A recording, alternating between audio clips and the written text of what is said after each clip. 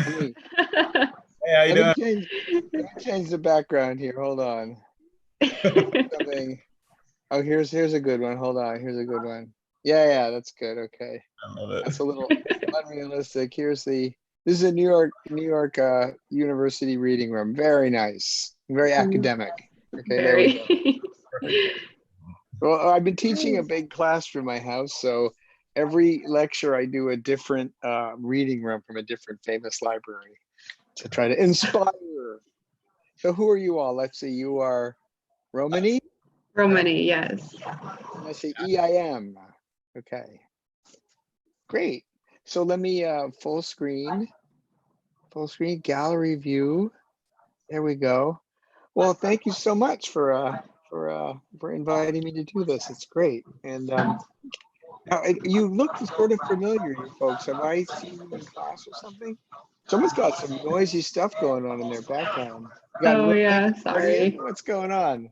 Oops, sorry. Yeah, there's like a video playing in the background. But yeah, we did meet. Brad and I asked you after BIPN 108. Right. Okay. That's Yeah. great.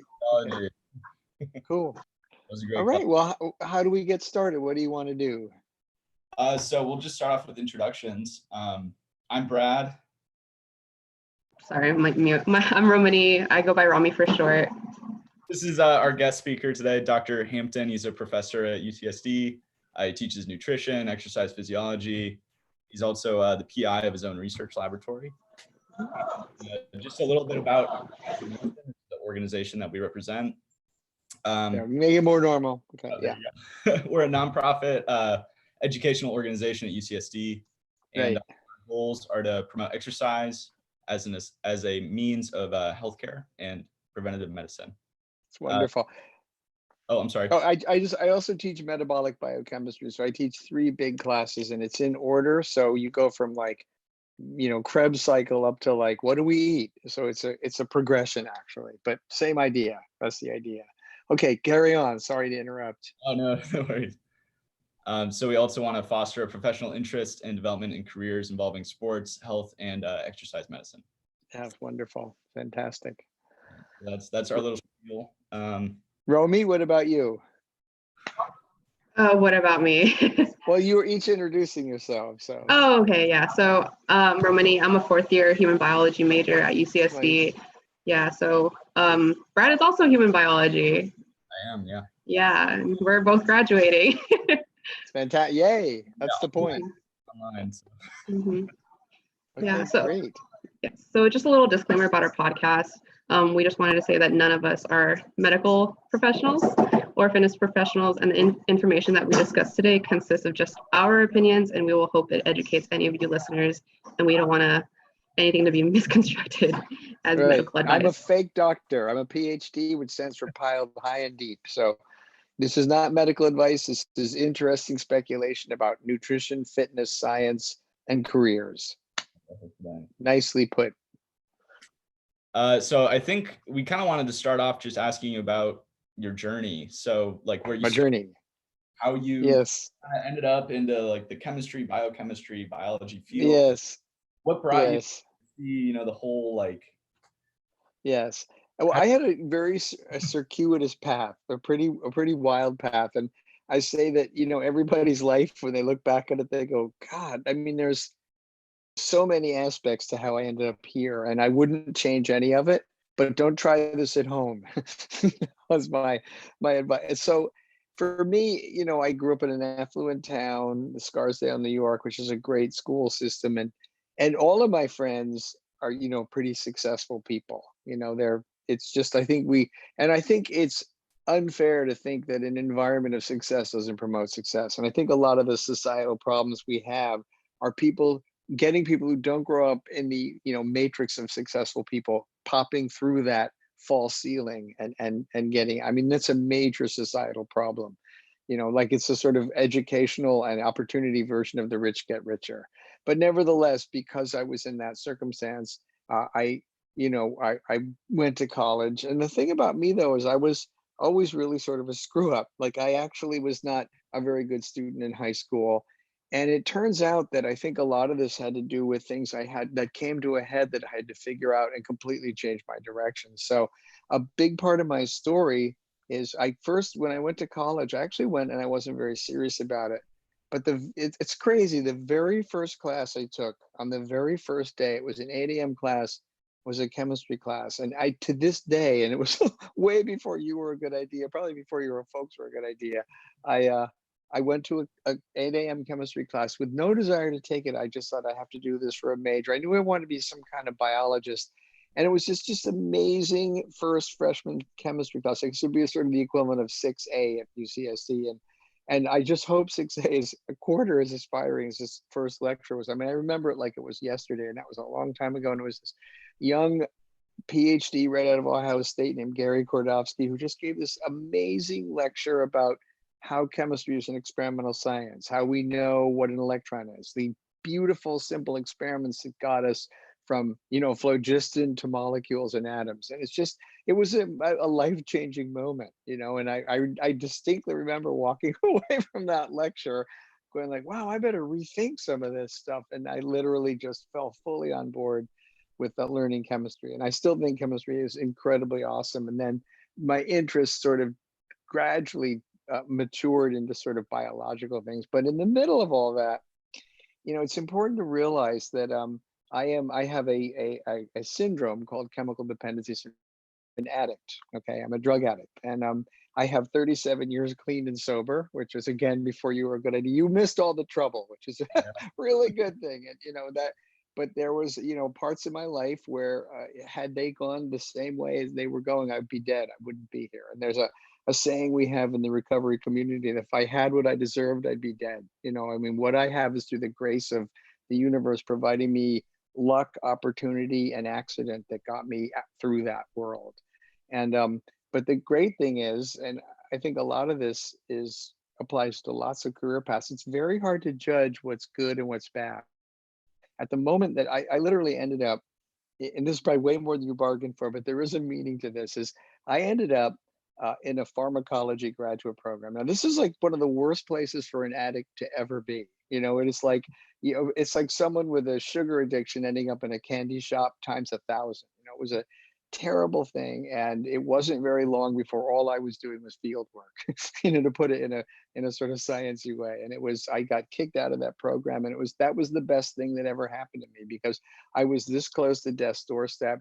I had violated, all kinds of trust from people. I was lying all the time. These are all classic addict phenotypes, if you want to call it that. It's very standard. If you become physicians, you will encounter a substantial number of people who have this challenge, this syndrome, this permanent state. Whether it's wet wiring, hard wiring, epigenetic, it is pretty much permanent. And it's something that one has to deal with as a most likely permanent state. I mean, people go into remission from melanoma. So who's to say how permanent everything is? But the fact is, the reasonable course of events is to seek long-term recovery, which I did. I was very lucky. I was incredibly lucky. So 38 years ago, I got kicked out of grad school, which was the best thing that ever happened to me, because I was just completely out of control. Like right now, okay, I weigh a strapping 127 pounds. I weighed 108 pounds. And I had all my limbs still. It wasn't because I lost a limb. I weighed 108 pounds, and I was just covered with needle marks, and I was, literally on death's doorstep. And that began my odyssey of, going in a different direction. And it was the best thing that ever happened to me, because recovery has given me an incredible number of life tools that normal people don't need to have. Like, normal people don't need to develop those life tools. So I wouldn't recommend it to anyone, but I'm really happy I have those tools. Like, one way to view it is that normal people float in the waters of life and addicts sink, so they have to become really good swimmers. But if you stop swimming, you will sink. So there's a trade-off, right? But anyways, what ended up happening is I had to take a forced and needed hiatus from graduate school. And being in a pharmacology grad program is not the place for a fulminant addict. So I worked in a food services business, minimum wage, started figuring out what to do, got into recovery. To this day, I still go to a support group-based recovery. I'm one of those 12-steppers. I'm not speaking for 12-step recovery. It just worked for me. I think there's a lot of paths up that mountain. And it was a very gradual process. And it's maybe the richest thing I do in my life. It's certainly the most important thing I do in my life is involve myself in the recovery community. And that doesn't mean I'm any kind of a leader. I'm just another addict like everyone else. We are completely egalitarian. Recovery has no leaders, no presidents, no heads, no gurus. We distribute wisdom and share it with each other. This is why it works so well. But that has given me a ongoing every single day gratitude. I am grateful for every single day I have. The worst day I have is still an incredible source of gratitude. You know, watch, I'll get like hit by lightning and I leave the house. I'm thankful. But anyway, so what ended up happening is while I was getting my shit together, to put it, bluntly, this is not medical advice. I was working minimum wage and I was in Ann Arbor, Michigan. I met someone who got me on the recovery path, and that was one of the luckiest things. It was actually a person whose laboratory I'd been stealing all sorts of drugs from, had this sort of, spiritual sense and helped me find someone who could help me. And he found someone who was not snowed by my massive science knowledge. And, because addicts use whatever they can to get what they need, whether it's their attractiveness, their money, their power, their intellect, their ability to fast talk, whatever it is, all use that. And we use it to an incredible extent. And that all has to go away. So I'm incredibly lucky. But during that for a while, I was living in a rooming house. I had $4 in the bank, $4 in the bank. So I got a minimum wage job and had a little single room in a rooming house. I built a sleeping loft to double the floor space. And I started working at this wonderful restaurant that has grown into this giant business emporium named Zingerman's Delicatessen. Zingerman's order business. You know Zingerman's? Giant roast beef sandwiches, right? They have all kinds of stuff, but they actually are leaders in sort of the slow food movement. Like the two people who founded this business, they do I think 130 million a year out of Ann Arbor, and they are really sort of purveyors of a whole new view of food. And I was just working in the kitchen chopping the 7 North American vegetables or whatever. And I got to know these people. And actually one of the owners married me and my wife a couple of years ago. He came out here and he's done hundreds of marriages. And so it's been an incredibly rich thing. But that was the sort of petri dish or incubator where I grew into the new version of myself that was, as a friend of mine put it from the old days, he goes, this Randy's not as wild, but this one's going to live. I think that's probably true. And it was, so anyways, during that time, and, so the chemistry was a huge piece. Like I never lost that, but because it was in the science environment that happened, I had to take a step back from that. I didn't know what caused what. In that situation, an addict does not know that the primary source of their many life problems is their addiction.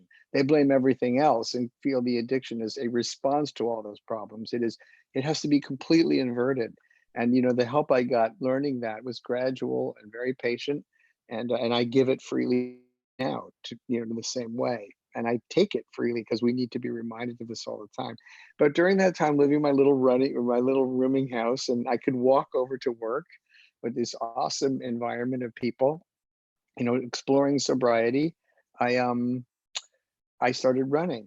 And what happened was, I joke it was the best uninformed decision I've ever made. And you have to put in context, now everybody goes running, right? Like back then, there was a couple books out. Jim Fix's book, The Book of Running, was out. He died of a heart attack about 5 years after that because he had bad cardiovascular. He was an avid runner. There was a few books, very little information. I just always thought it was kind of cool.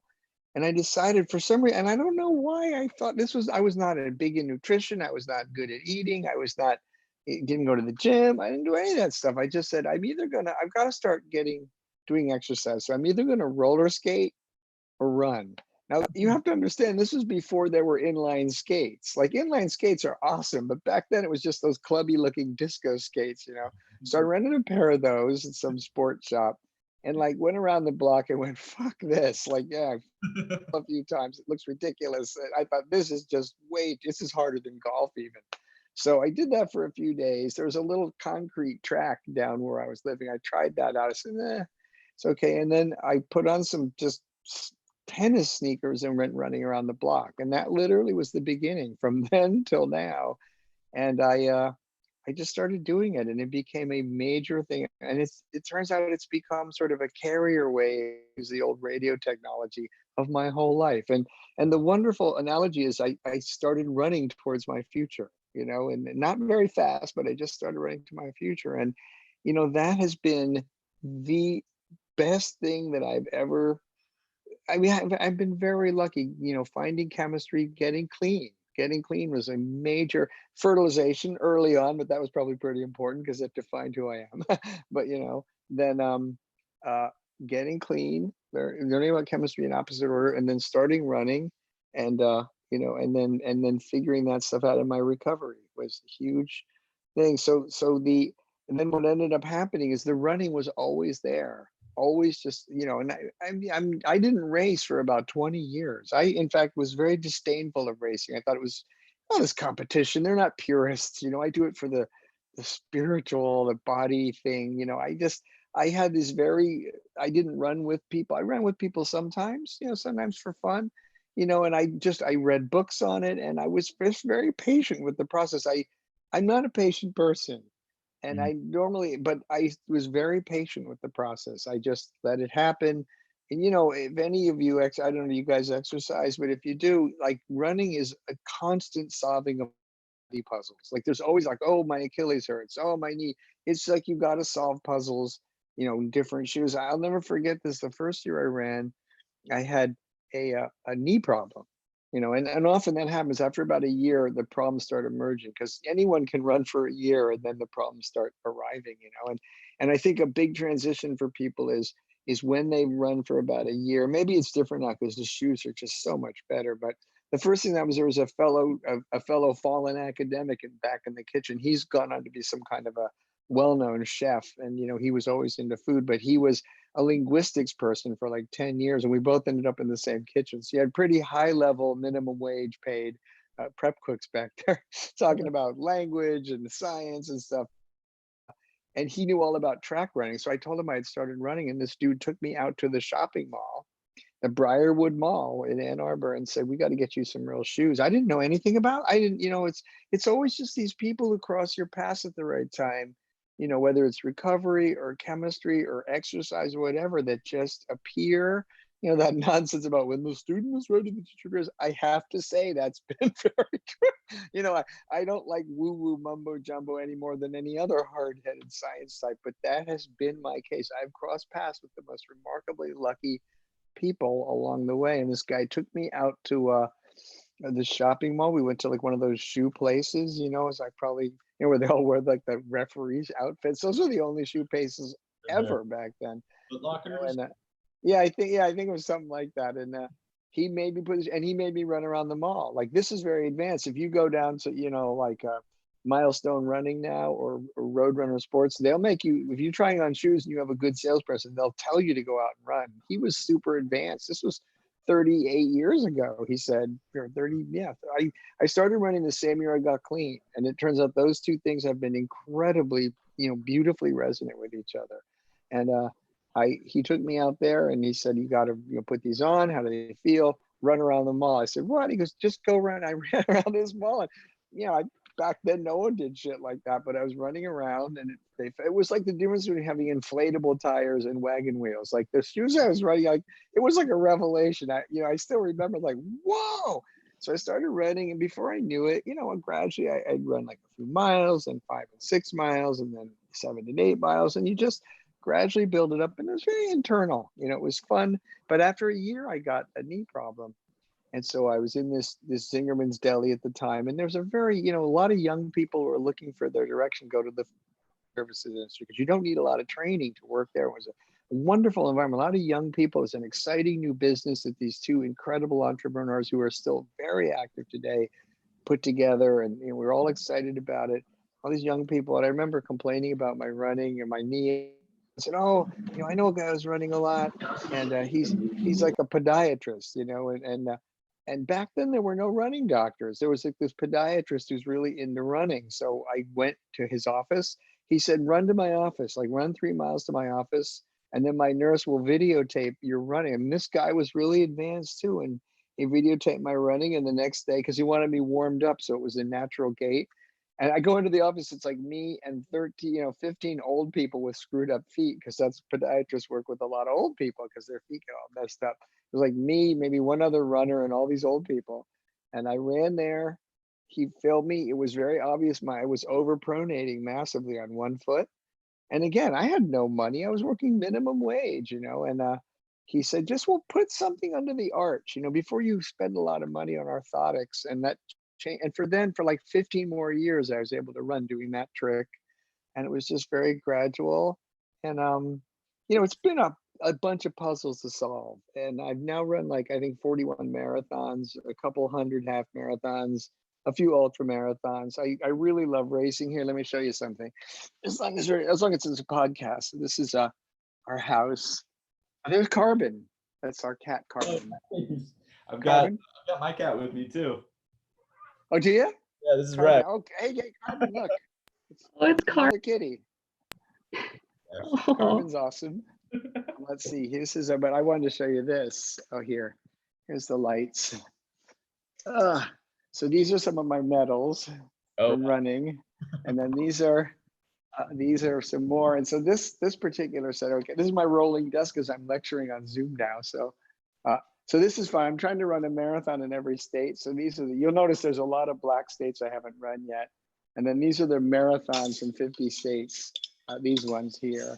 So it's about 20 down, 30 left to go. It's slow going. And then this is our gym actually. So there's the treadmill, and this is the 75-inch 4K TV, super critical for COVID-19. And then these are my wife's medals. I got married like about a little under 2 years ago, and she runs a bit too. So there's Carbon. There he is. He's waiting patiently for. What he does is whenever I'm doing anything, he just comes and stares at me. He just stares quietly like a ninja cat. So that was my path into exercise. And then what happened was, after a few years, I unraveled, because how do we bundle these things of science, nutrition, exercise? So what happened was, after a few years, I very cautiously realized that science had not caused my addiction, but my addiction had caused my problems in science and all aspects of my life. So I gradually became ready to explore the possibility, because I could have stayed at Zingerman's business organization and probably made a lot more than I do now. I mean, they're still like roaring along, and they've been on Oprah, just all this. They're an incredible group of entrepreneurs, and they're amazing people. But I realized I missed science, and I gradually came to the realization that it was my addiction and the active addiction I had that was screwing up my science and everything else in my life, and not anything else. I figured out the order of things, the mechanism, if you want. So, and then just like everything else, I was, this is a kind of crazy story, but this is the kind of person I was out running, of course. And in Ann Arbor, you got to understand, Ann Arbor has it's like, there's like a 3-day spring and a 3-day fall, and then it's like summer or winter, and winter lasts a long time. Like, I love Ann Arbor, the town. I love to visit there. It's a great town, but living there, you need something to do inside, like science or something, because in February, winter's half over. You'll get a blizzard in April without doubt. It's even with global warming, and it was worse back then. So it's like April-ish came, and suddenly it was warm out, and I worked working these 10-hour shifts, and I went out running and ran up this very steep hill. In Ann Arbor, there's a street called Broadway. There's probably a Broadway in every city in America. And I ran up this steep hill, and at the time, Park Davis was out there. This was a big drug company that has since closed their doors there, and that land is differently used. But it just rained. This is a crazy story. I never have experiences like this. I was running, and I was really at a loss. I was like, what am I going to do? What's going to happen? I don't know what to do. I miss science. I like working here. I don't know what to do. I didn't have any significant others. I just was like sort of in this place, and I was comfortable but restless. Maybe that's a good way to put it. So I was on this long run, and I was like this rain-washed afternoon, and suddenly, this sounds ridiculous, but like the sun came out, and I was running, and suddenly this sense came over me, and I promise you, this never has happened before. It didn't happen when I was on drugs. It never happens. But suddenly this sense came over me that time had become like an object. instead of time being a flow of things we walk through or experience, it was like a physical object. And I could examine time back, forward. And I mean, it didn't make any sense now. It doesn't, but it somehow made sense. And I could see very clearly that I was going to be a scientist and that the path was clear, that it was. And the thing to tell you is number one, well, it wasn't certainty like I think the sun's going to rise tomorrow. It was certainty like I know the sun rose yesterday. Like, and I am an incredibly uncertain person. If we got my wife down here, she'd go, I worry about everything. I'm never certain of anything. Science is like, scientists will have 9,000 pieces of evidence and go, we believe that possibly this is happening. Like, that's what we do, and so the idea of being that certain was weird to me. It was so weird I stopped running. I was like, what? But it also was incredibly comforting because I thought, okay, well, with that kind of certainty, I've been taking drugs for 3 years, so that can't be the explanation. Like fat stores, it was like, I don't know. And so then I ran home, and to be honest, if nothing else had happened, that probably would have vaporized. But I ran home. This is a true story. I ran home, and I got to my house. So it was about 4 miles home. Ran home, still thinking like, wow, what a crazy thing. That was crazy. What was that about? I opened my door and the phone's ringing. And back then, phones were attached to the wall. They were like, they had wires and stuff, So I walk across to pick up the phone, and it's one of my oldest friends who was one of my best men a couple of years ago. I've known this guy now for 61 years. So this is one of my oldest friends who had become a physician, and he had lived in Ann Arbor for a while too, but moved on. And I swear to God, this was the first person who spoke to me after this realization from time becoming an object that I was going to be a scientist. So you got to put it in that perspective. And it could be 10 years to tell anyone that story because it's so weird, right? He picked up the phone, he goes, how are we going to get you back into science? Like, that was what he said to me. I'm like, whoa. I said, did time become an object for you? No, I didn't say that. I said, it's funny. I was just thinking about that. Like, it was that weird. And so then this is even weirder. He said, well, my boss, Chris Rates, he's a professor here at University of Wisconsin. He needs a technician. And so maybe, I was telling him you really love science. And I told him about all the trouble you had, which, I have to be super, like, one of the lucky things is I can be honest about this, and that's not a luxury every addict has. Like, do not try this at home. Like, don't tell your boss you're an addict, depending on, it's very important to figure that out for each individual. Anonymity is a very powerful idea and it has many aspects, separate conversation. But I picked up the phone, he's talking to me. He goes, well, my boss, runs a lab here and he needs a tech. And I told him about you and he wants to speak to you. I'm like, and so that second, I get on the phone with Christian Rates, who became my PhD advisor. Like, it was like literally, it's like, you think I'm kidding with the time? Check this out. And so I talked to him, and he knew, like, this guy I'd worked with, and he knew that I had these problems, that I'd gotten clean and had these problems with drugs, which was awesome, was I didn't have to keep any secrets. We have a phrase in recovery where sick is our secrets, and that's probably generally applicable to many people, but for addicts, it can be lethal. And so I was very honest with him, and I flew out a week later. Like, I got a little resume and some letters.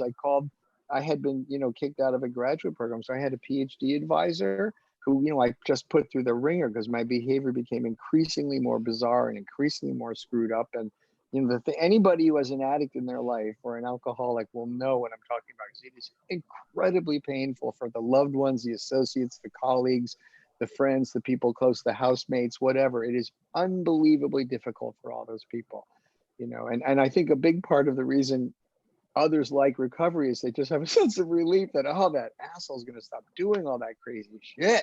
My bank card is safe, my flat screen's safe, my car is safe, my kids are safe. So, but I flew out there, and the guy had done my PhD work with, from whose lab I got kicked out of appropriately. Said, I'll be glad to write you a letter, but I'll be honest about what happened. I said, I want you to be honest about what happened. So I went out there and became a technician.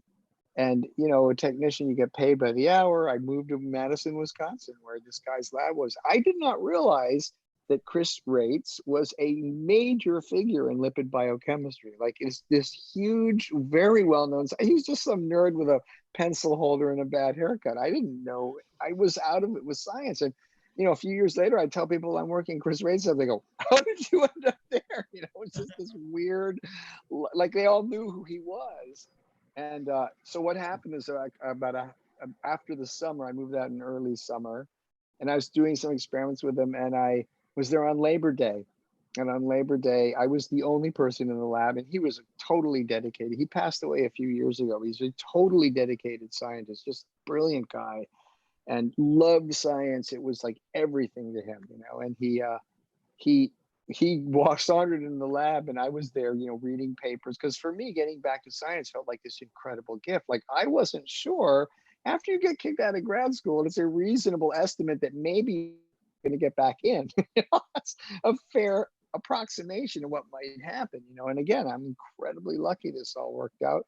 So my place in this was high gratitude. Like suddenly, once again, instead of a 40-gallon pot of mushroom barley to soup. Actually, what I end up doing is running the office at the Zingerman's Deli, because they realize like this guy's actually probably better with numbers than he is with a paring knife. Maybe we should move him upstairs. And I organized the office for them. And they're brilliant managers, and they understand how to find the right place for the right people to do things. And this is why they're so successful.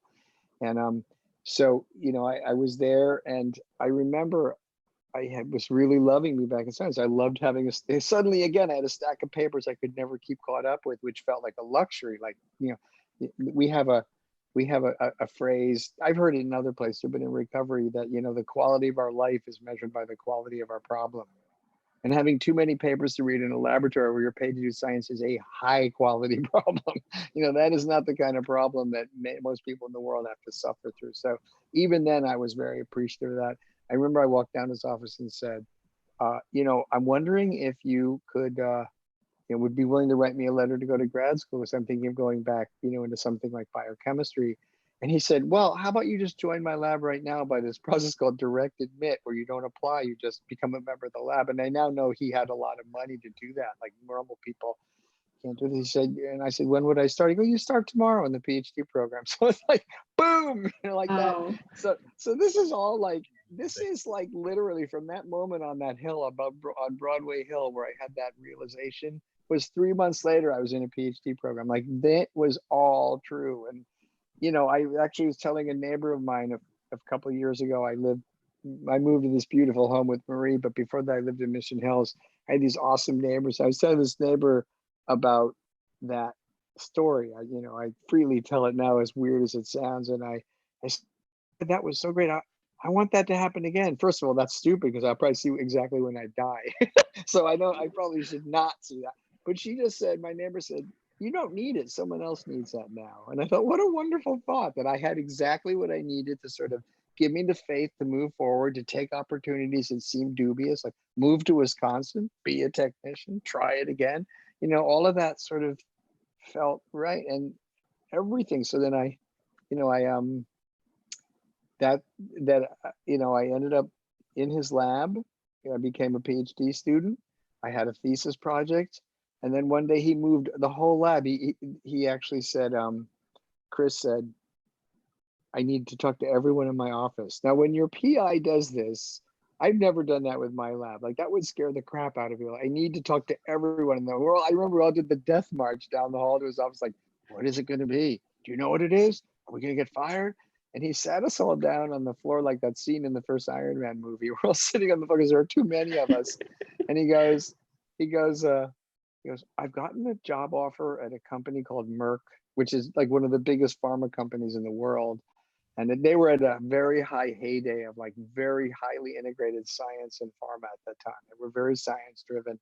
And he said, I've gotten an offer. They do a lot of lipid, like the statins were developed at Merck, so he's a lipid guy. It made a lot of cholesterol. It made a lot of sense. He said, I'm moving there. They gave me an offer I can't refuse. And the good news is all of you can come to Merck and finish your degrees or your postdocs there in New Jersey. They'll move you there. And my people are all from New York. I'm from New York. So for me, it was like this fantastic opportunity to have my family and friends and my science all in the same place. That normally doesn't happen when you're that age. You're flying around doing grad school here, this and that, and you're separated from everything. But I thought that was awesome. And he confessed to me a few years before he died that had we said no, he wouldn't have gone. But he made it sound like we had to say yes. So we all went. About half the lab moved to New Jersey.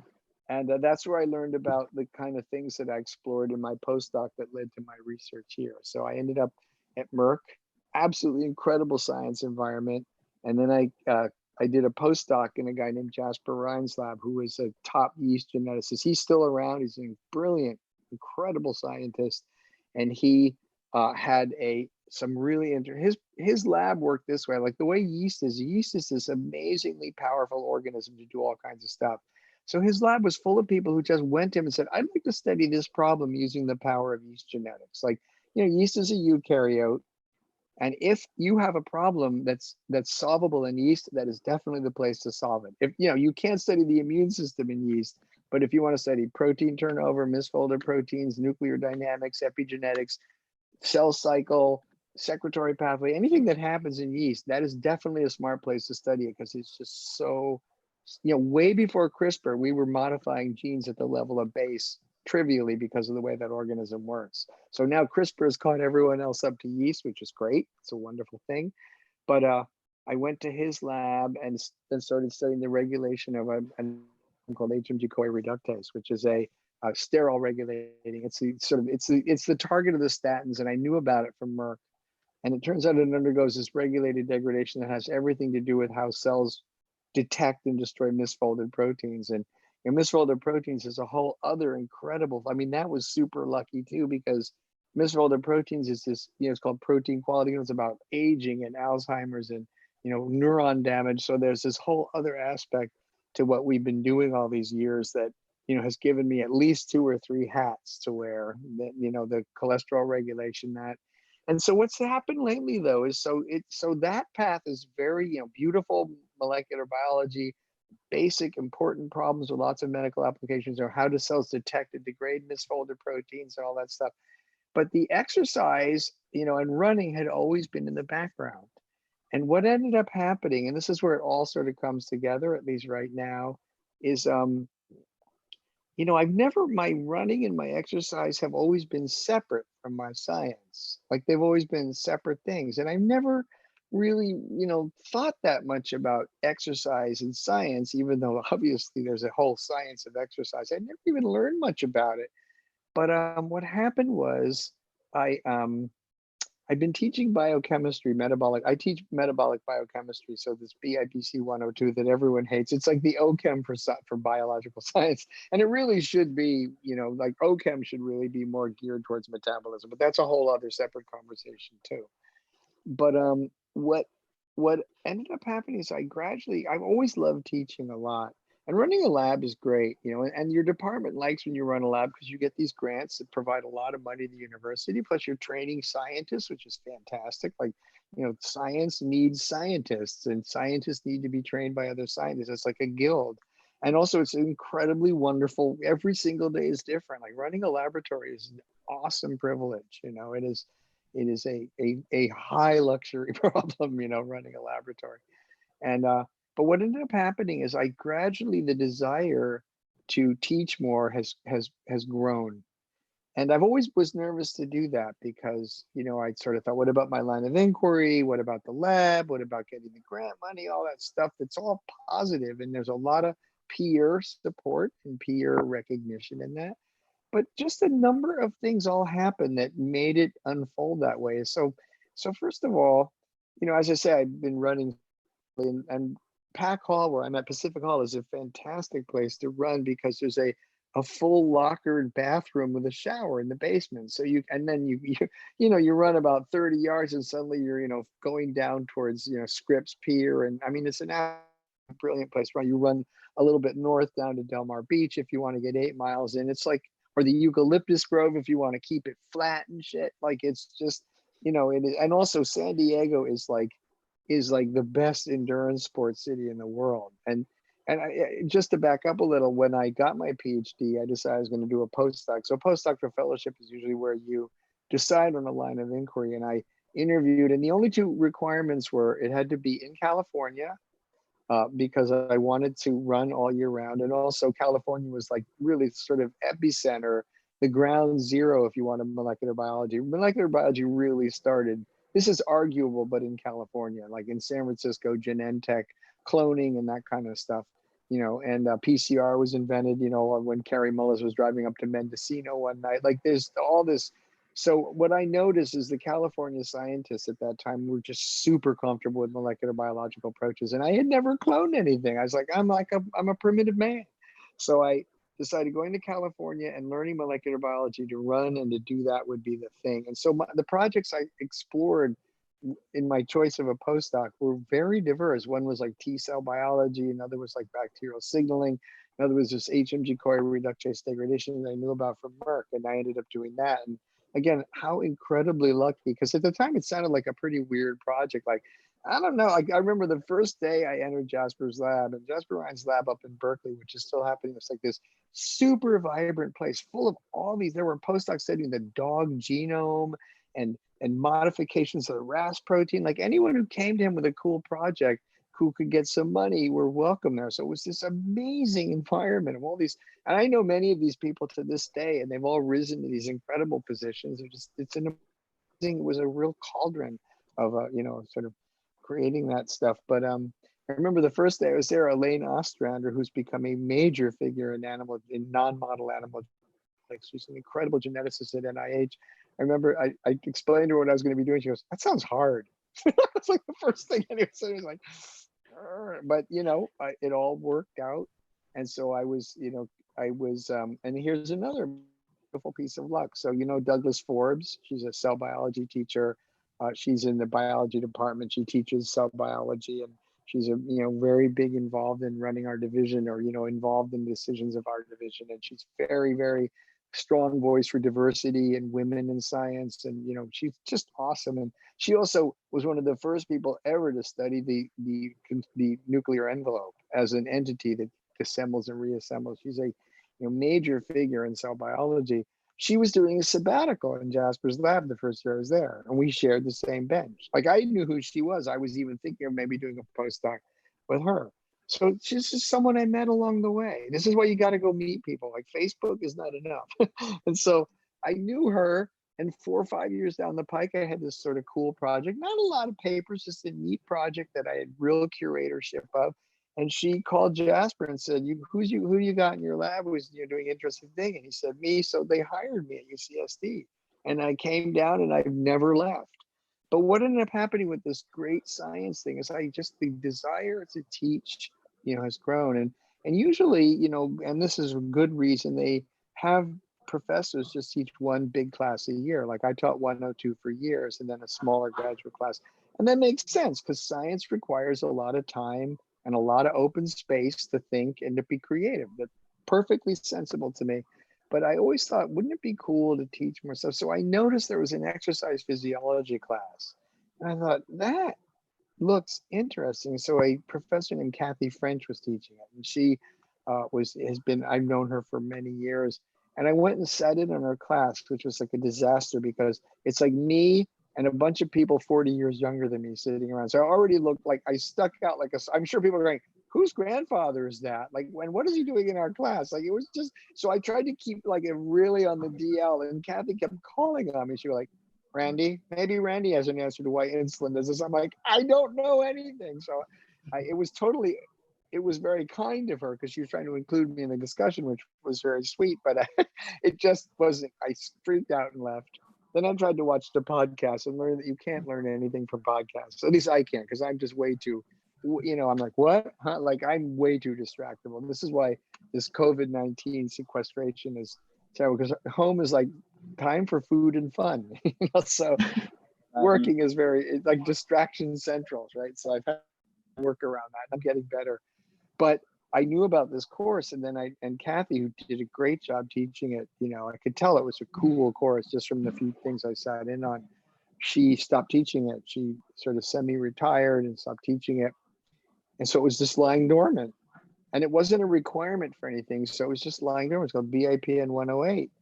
And I reached out to her and said, is it possible that I could teach this class? And so now I actually went beyond my teaching requirement. My teaching requirement is one big class, like 102, and a little class. So I said, but I would gladly add that to be able to do this. And then again, this is like, it's, the difference between yesterday and tomorrow is just inches and seconds, like little teeny things that happen that the comfort in that is you can never plan out these events that happen, to get you from yesterday to tomorrow. There's actually a great song by a country band called Rascal Flatts called The Broken Road, about, how this constantly accidental problematic breaks in the road get us exactly where we're going to be. It's a sappy song, but it's a really wonderful philosophical sentiment that we can't really map our path because so much happens that we have no control over.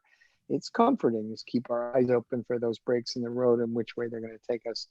But so I said I would do this, and I signed up to do it, and I changed the name. It was called Exercise Physiology, which I thought that's way too daunting a name. So I changed it to the Biology and Medicine of Exercise, and I had to get it approved. And I thought this is going to be great. But the reason I really took on the class was to start learning about it. Like, this is the dark secret, is I thought if I have to teach this class, I will definitely learn a lot about exercise physiology. But the trouble with this is I am a major procrastinator. Like, I am the worst. And you'll be amazed. There are people who study procrastination. There are psychologists and social scientists who study procrastination. The only good news is everybody procrastinates. So that's at least the good news. Great. But the reason I really, I heard sort of an echo of me. Okay. I actually just let it lie dormant for quite a while. Like, I had a year. I thought, it's great. I'll map it out. I'll read the literature. Well, that didn't happen. I just sort of let it lie dormant. But around middle of the summer, this guy emailed me who's an actual exercise physiologist. And his name is Simon Shank. He runs a research laboratory in the, I think, osteopathy program. He's a bona fide researcher, grant-driven lab, a serious muscle physiologist who's has a PhD in exercise physiology. Like, he's the real thing. And he said, could I teach this course? I said, well, I'm teaching this version, but maybe you could teach the summer version. And I thought, that's great. I could take it with him and then actually learn it. But that didn't come to pass. But he basically, said, if you need any help, and he was instrumental in that class not crashing and burning, because I didn't know enough to teach at the time. I now do, and I'm learning a lot. And we got through it. We, together, me and the first class figured it out. But then it just opened this incredible world of integrating science and what I love. So one of the things we do is, we couldn't do it this year, but every year I have the class form a team for a 5K. We call ourselves the 108ers. We've done this 3 times in a row now, where the 2 incentives are, if you beat me in the 5K, I will contribute $5 more to the Triton Scholarship Fund, because we did the Triton 5K. And everybody who signs up for the race, which is a quarter after the class, they all can come to Marie and my house for a party, which is just an awesome, huge party. Except 100 undergraduates can eat more food than you can possibly compute. You've never seen anything like it. Noah would have gone like, I just have an arc. I can't, forget it. So, it was like, but it really sort of integrated those two things, because exercise is really something that we all should be doing. And also, it's all pre-meds, and you people more than anyone know that this is something that is really lacking in modern medicine. And then there's a number of reasons for it that I'd be happy to tell. I mean, I just have theories. I don't know what causes it, but I have ideas about this. But then what I was saying is, and that kind of worked out, and people are already thinking like, you're nuts. You're teaching 2 big classes in graduate cell biology with people like, what's wrong with you? I said, I know, it's just great. And then I have this postdoc who made these beautiful discoveries, these very high profile papers. And I thought, what would be great is if she took most of the research, the line of inquiry that I've been working on, and put her own spin on it and made it hers. She could have a job here. She could, like, they wanted to hire her because she's an awesome scientist. And they hired her, and I made a deal with her that I would, my lab would no longer work on most of that stuff that she had discovered. I mean, if I was 50, I wouldn't have done that. I would have continued working on it. But I'm 65 years old. I said, this is an opportunity now to shift the balance more towards the teaching of people and exploring these bigger issues. I think science, the details of science, the molecular details are what science is. I have no disdain for people solving those atom by atom structural molecular puzzles that tell you how a molecular device or a cellular device works. It's critical. Everything else is, it's all in the nuance. And I realize that we live in a political environment where nuance is disparaged, even criticized, like experts are somehow, anathema to processes. But we know as scientists that the nuances, the details, the exact ways the experiment is done, the exact information that seems to be being told to us from the experiments is critical. And so that's great. But I said, if all of that, were being done by a younger, more newer person with newer approaches, a bigger vision about where to go next, the line of inquiry will now extend way beyond my death. Like Sonia Neal's renamed, she's doing incredible work. It's a super active group of young, really excited people. I'm like their science grandfather. I don't ever darken the door of the lab. I don't want them to say, it's here, lurking. But they're going in exciting directions. And the cool thing is, 20 years from now, I'll be 85. And that line of inquiry will be in full blast, so that's a beautiful thing, but it also freed me up to teach more. So another crazy coincidence. I'm like, I hope I'm not talking too long. I guess we're good, but crazy coincidence. Another thing we're allowed to do, I mean, being allowed to teach people is such a privilege. Like it is such, who gets to talk to 400 people twice a week? It's like giving a TED talk twice a week all year long, right? And I mean, maybe that will change. I'm hoping we all get comfortable with being in crowds again and that goes away. I mean, it worked after the Spanish flu and that was a lot worse than this one. So my hope is we will all, realize we are social animals, social hierarchy, contact is important.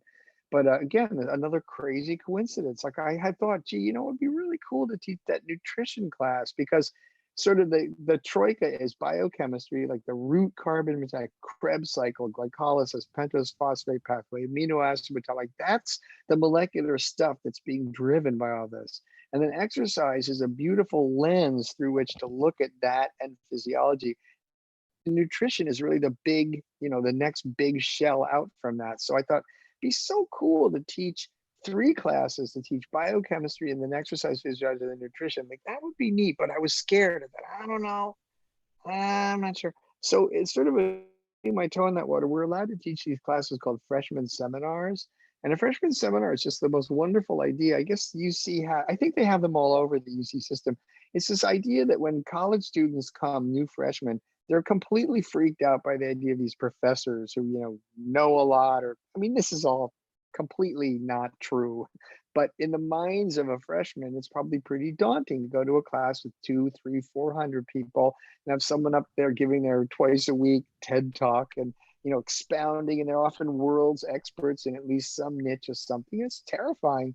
So the idea of the freshman seminar was to allow freshmen to get comfortable with faculty up close, So the cool thing is a faculty member can come up with almost any idea to teach a freshman seminar. Like I discovered this by experimenting. Like the first freshman seminar I ever taught, and I promise you, I'm not an expert, was called No, But I Saw the Movie.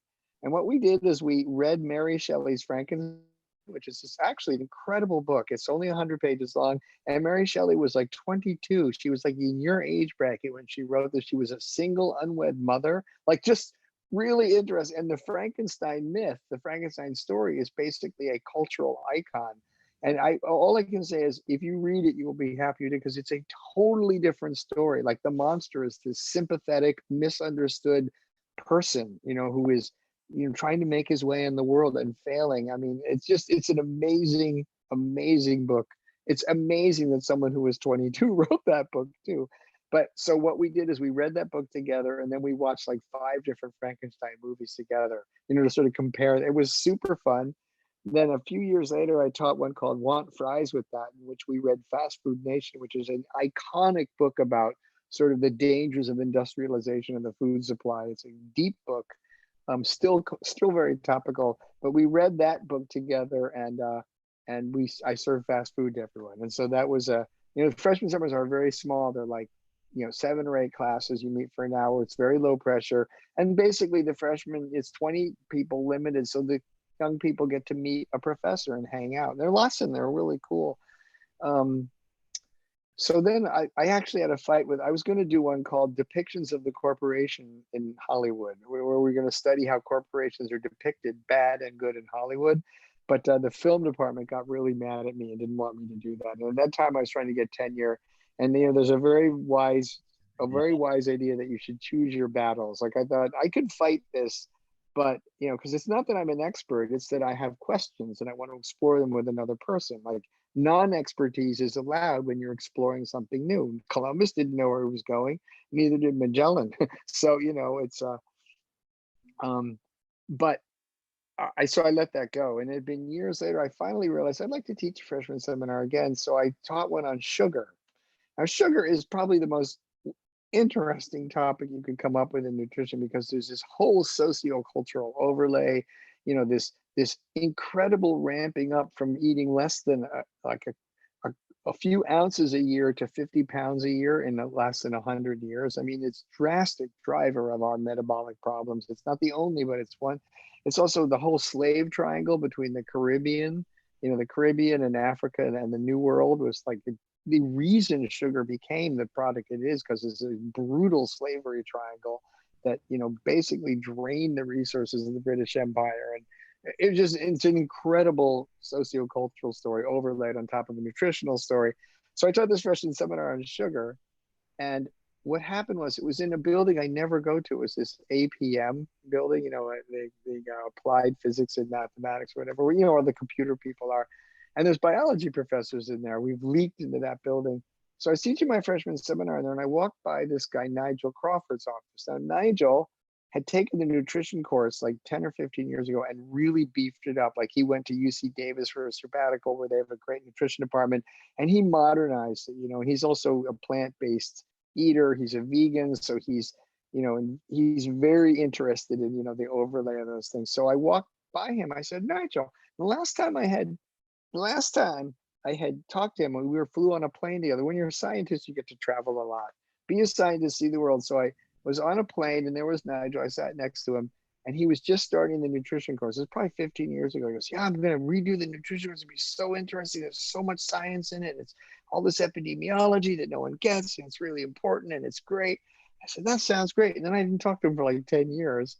So I walked by his office. I say, Nigel, listen, you know what I'm doing? I'm teaching a freshman seminar on sugar. This is like right up your alley, right? Because you're like the nutrition guy. So we talked for about half an hour about sugar and that kind of thing. And I said, what's going on with nutrition? He goes, well, I'm retiring. You want to teach it?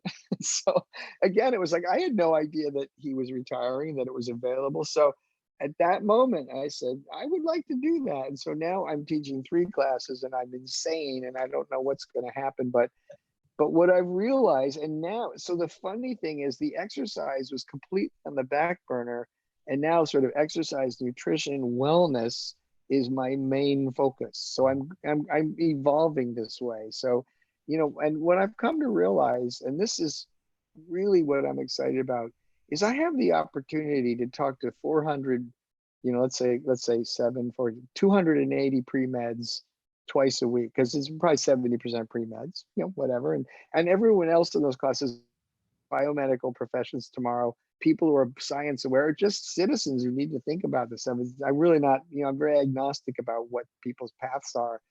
But the problem is, and you folks know this, so we're coming full circle back to EIM, is that the 2 questions a doctor should ask when you go to a doctor's office.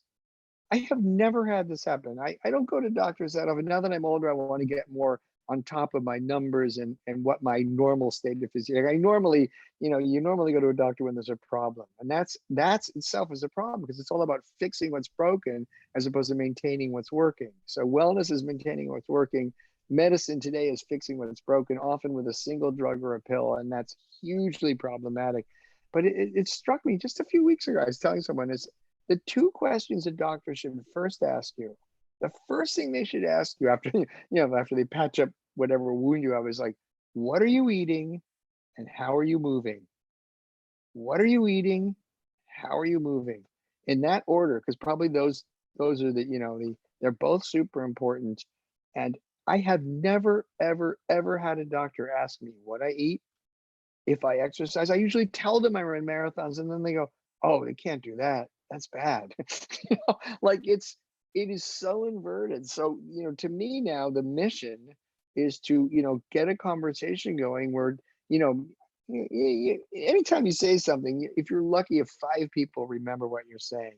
Like one of the things that really depresses me, and I get it, is I'll talk to students and I'll go, who taught your molecular biology class? I go, a professor. I Oh, don't know.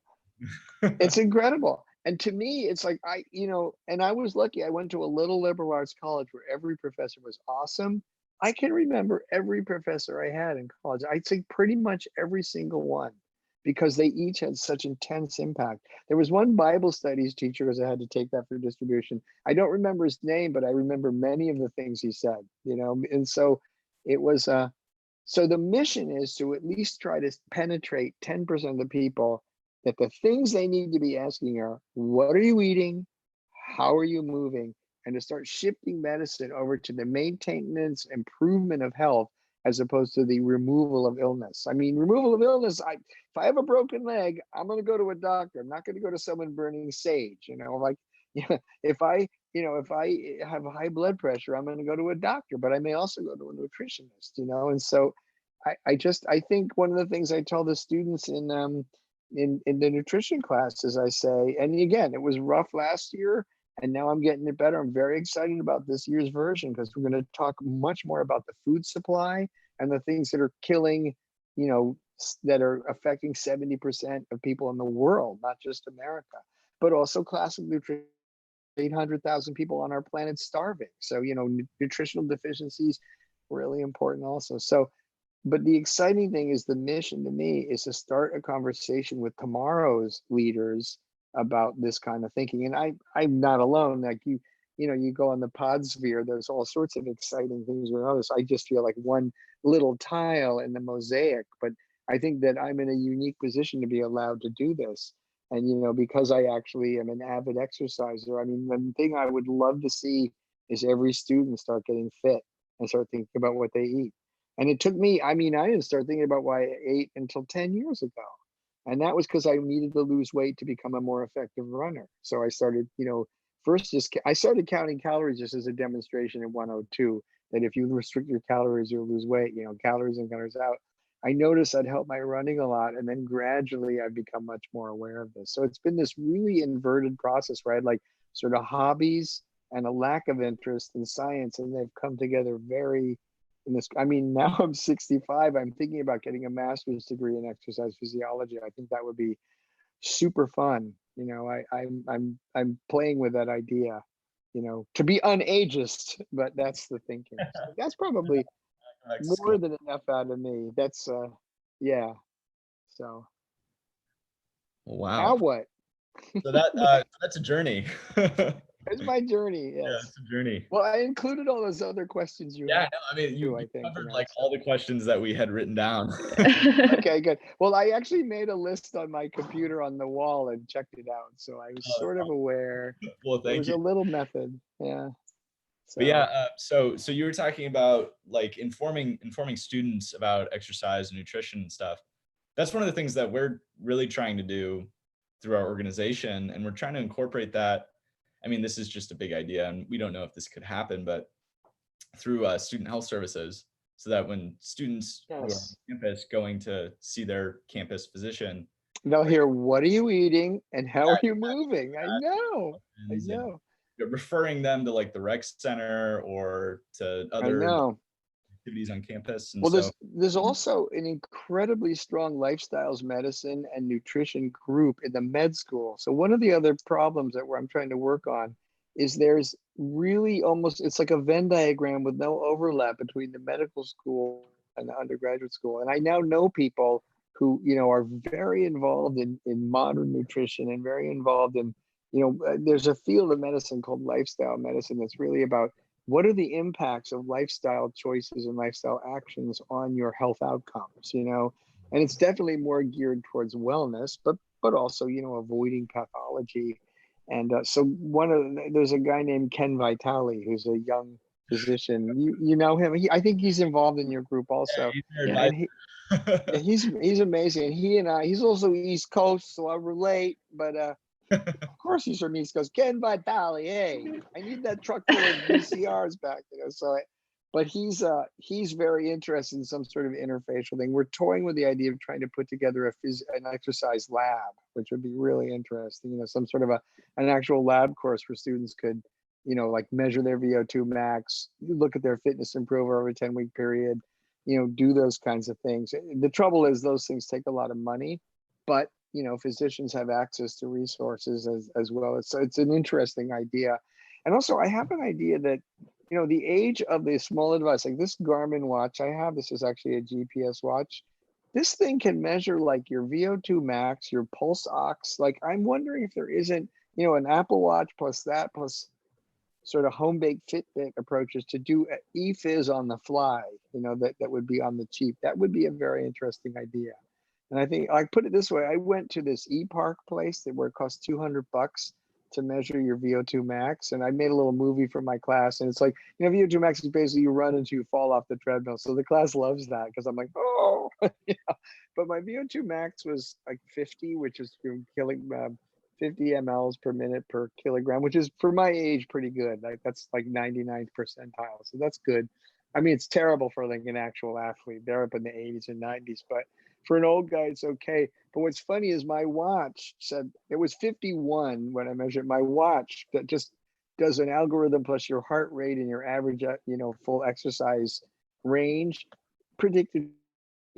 So it's like, shit, the watch costs as much as the VO2 max test, and it told me the same. So I think the point of that all is that I think there might be ways to do something like that on the cheap, which would be very interesting. As long as no one has a heart attack and we don't get sued by some parent. And we'll need lots of releases, Disclaimer. Yeah, disclaimer. But so that's sort of the mission now, is to sort of move more into that, being part of that dialogue, because I think it's so important. And, I mean, I am like the positive control group. Like I ate crappy food for decades. Like when I would come home from my postdoctoral work, which I loved, I mean, I basically was there till like 2 a.m. I'd sleep 5 or 6 hours and go back to the lab, and I loved it. And I was running a lot. But, in my house, you'd have 5 or 6 Domino's pizza boxes stacked up. That was my normal, just whatever was cheap and I could eat. And it was, and it was brought to me, so I didn't have to do anything. That's how I ate. I ate terribly for years.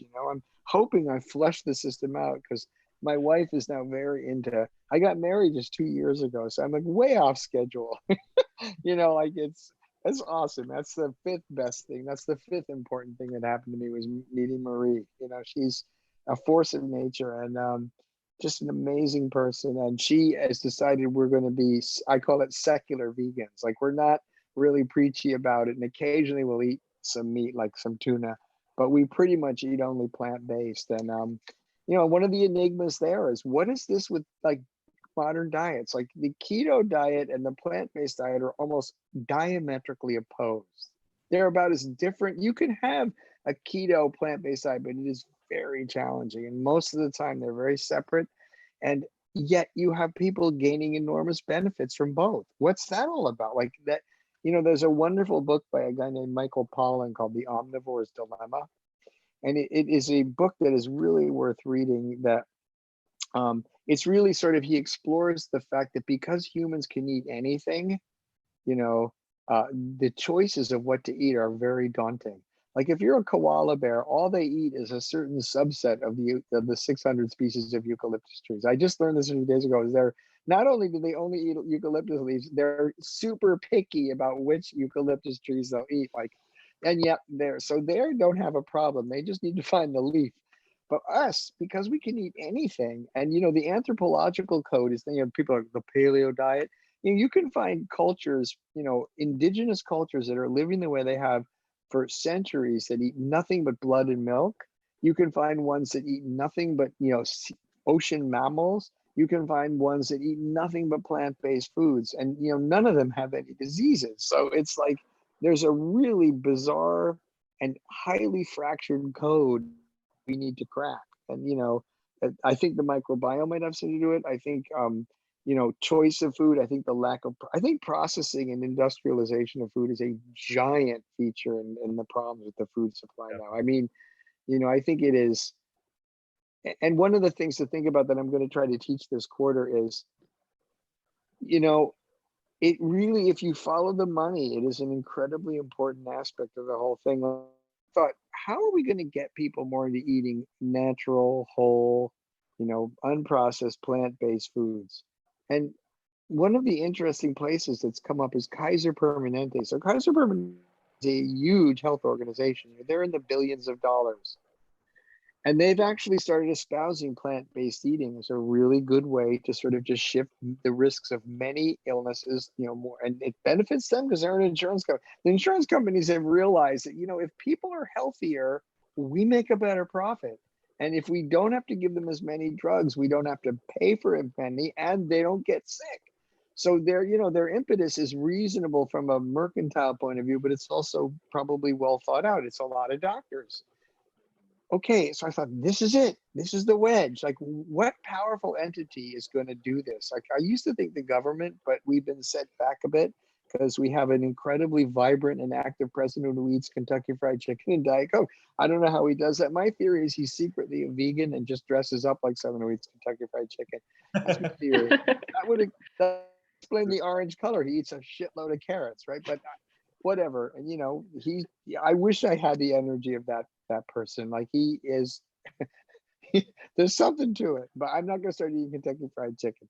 But so I thought maybe Kaiser Permanente. But the depressing thing is, if you look at the 5 or 6 big food conglomerates that control global food, they dwarf Kaiser Permanente. They are in the trillions of dollars. They are thousands of times bigger than any of the big HMOs. So it's still a David and Goliath situation, even when you have a company like Kaiser Permanente. And I am a Kaiser participant, and they have their goods and their bads. I have a great doctor. I've been lucky that way. But I'm not. I think HMOs have their own set of problems. But if they start espousing, healthiness for whatever reason, real healthiness, like wellness-driven behavioral and lifestyle choices, I'm good. That might be the tip of the spear. Another idea would be industrializing plant-based foods, so at least people get comfortable with that. So, but this could go on forever. I need to eat dinner, actually. So are there closing? And here's Carmen again. Are there closing questions or? I mean, you kind of touched on everything we wanted to ask. Okay. But it's, what they say is that old people have more and more to say to fewer and fewer people. So I'm sorry. I'm sorry if I rambled. No, it was great. Very insightful. Okay. Well, good. I hope there was some value in it. And I'm glad, because I have to email Ken Vitale. He's on my whiteboard here. Look, I'll show you. He's right here. There's Carbon again. There's Carbon meowing. We call it barking. Let's see. Here's Ken. Ken Vitale even got a circle and a square to check the box, because I need to talk to him soon about this. So hopefully this will inspire.